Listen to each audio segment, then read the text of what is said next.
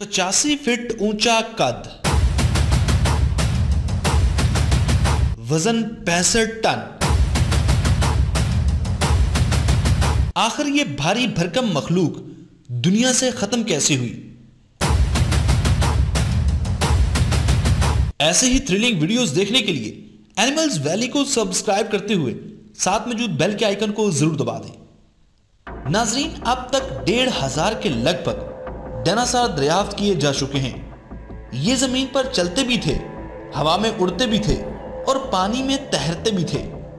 पानी में तैरने वाला अब तक एक ही दरियाफ्त हुआ है, इसको सुपानासोरस कहते हैं। दोस्तों, अब तक सबसे लंबे दरियाफ्त होने वाले डायनासोर की लंबाई 85 फीट थी।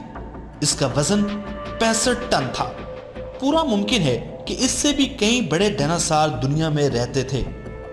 डायनासोर ज्यादातर दरियाओं और झीलों के आसपास जंगलात में रहते थे।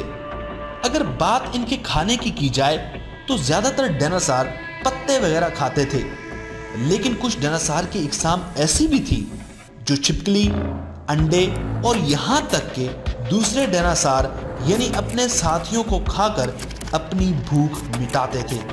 ये कुछ दिन के वक्फे से पानी पिया करते थे, ज्यादातर किसी दरिया से।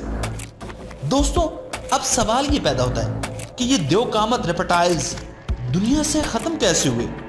इसकी हकीकत तो अल्लाह ही जानता है, लेकिन साइंटिस्ट के पास एक जवाब है। डायनासोर को खत्म करने का रीजन एस्ट्रॉइड को कहा जाता है। एस्ट्रॉइड पत्थर की तरह ऑब्जेक्ट होते हैं, ये सूरज के गिर्द घूमते हैं। साइंटिस्ट का मानना है कि एक एस्ट्रॉइड जमीन पर गिर गया था जिसने डायनासोर को खत्म कर दिया था। ना सिर्फ डायनासोर को खत्म किया, बल्कि जमीन पर रहने वाले 75% जानवर भी मार दिए। ये एस्ट्रॉइड किसी पहाड़ जितना बड़ा था। साइंसदानों का मानना है कि ये एस्ट्रॉइड 72 किलोमीटर फी घंटे की रफ्तार से टकराया था। इस एस्ट्रॉइड का वजन 2 खरब मेट्रिक टन था। दोस्तों, जमीन पर आते आते इस एस्ट्रॉइड में फ्रिक्शन की वजह से आग भी लग गई थी, यानी एक आग का पहाड़ तेजी से जमीन की तरफ गिर रहा था।